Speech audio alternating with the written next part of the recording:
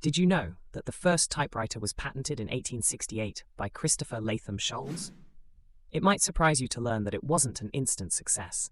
The original design had a peculiar QWERTY keyboard layout, created to prevent jamming by spacing out frequently used letters. Interestingly, this same layout is still used today. In fact, the first commercially successful typewriter, known as the Remington No. 1, hit the market in 1873 and came with a price tag of $125, equivalent to about $2,500 today. Imagine typing away on one of those bulky machines without any delete button. Typists often made mistakes and had to use correction fluid or start over entirely.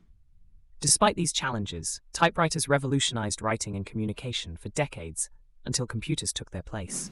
So next time you're typing away on your keyboard, remember how far we've come from those clunky contraptions.